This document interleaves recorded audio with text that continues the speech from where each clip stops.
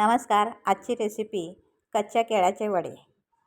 त्यासाठी मी कुकर घेऊन त्यामध्ये वापरलेली लिंबाची पूड घातली, थोडे पाणी घातले आणि एक कच्चे केळ घेऊन ते एका भांड्यात ठेवून झाकण लावून गॅसवर ठेवून 3 शिट्ट्या करून घेतल्या.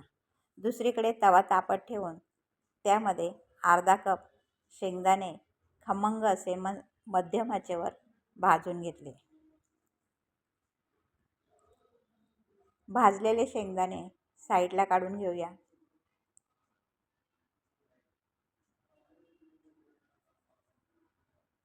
त्याच तव्यामध्ये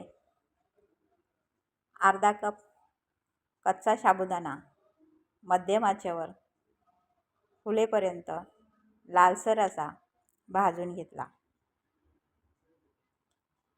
भाजलेला साबुदाणा बाजूला काढून तो गार करून घेऊया.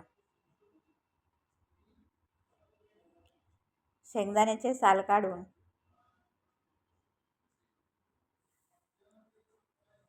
ते पाकडून याप्रमाणे शेंगदाणे तयार करून घेऊया.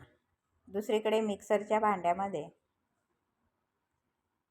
शेंगदाणे घालून त्याचे कूट तयार करून घेऊया.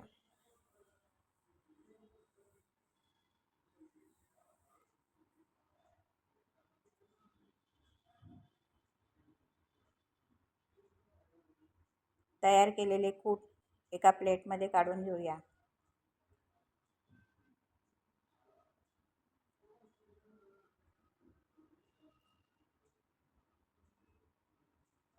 त्याच मिक्सरच्या भांड्यामध्ये भाजलेला साबुदाणा घालून त्याचे पीठ तयार करून घेऊया.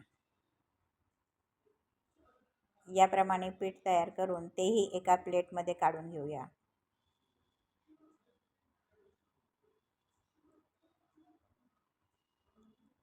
बाजूला ठेवूया. इकडे कुकर गार झाल्यानंतर त्यातलं केळ काढूया.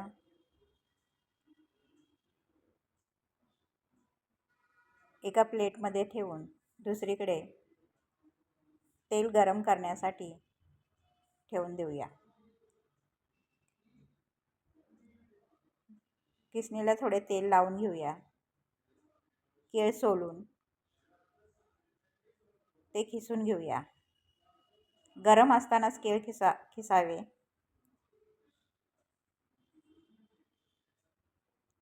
याप्रमाणे आवडीनुसार हिरवी मिरचीचे तुकडे घालावे. चवीनुसार मीठ. तयार केलेले पाव कप शेंगदाण्याचे कूट,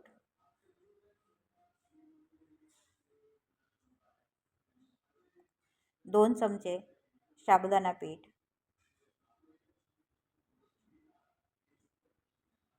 थोडेसे तेल घालून हे पाणी न घालता याचा गोळा तयार करून घेऊया.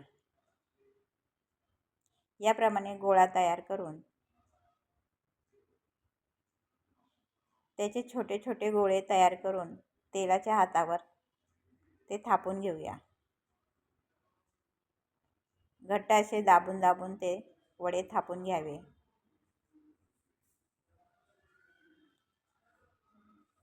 याप्रमाणे सर्व वडे थापून बटर पेपरवर ठेवूया.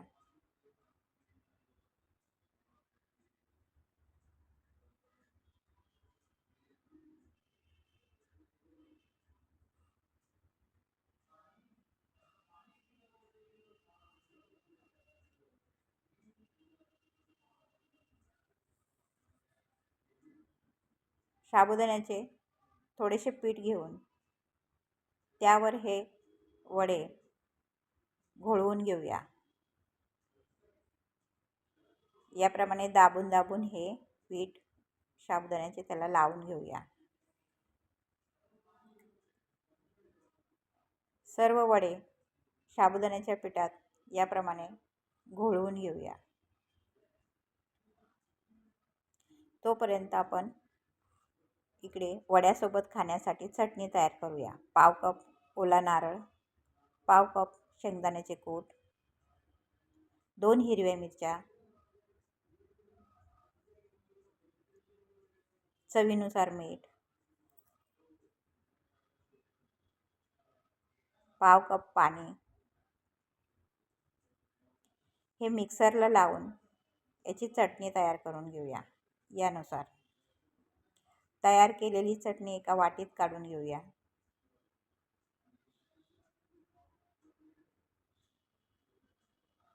याप्रमाणे चटणी वड्यासाठी तयार. तेल गरम झाले आहे. यामध्ये घोळवून ठेवलेले साबुदाण्याच्या पिठामध्ये ते वडे घालून मध्यम आचेवर दोन्ही बाजूने लालसर असे तळून घेऊया.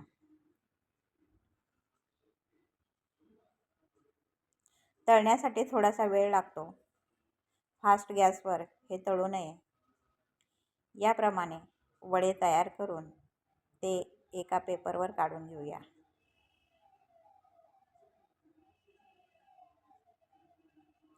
हे वडे कुरकुरीत खुसखुशीत लागतात. सर्विंग प्लेटमध्ये काढून चटणीसोबत सर्व करूया. Thanks for watching.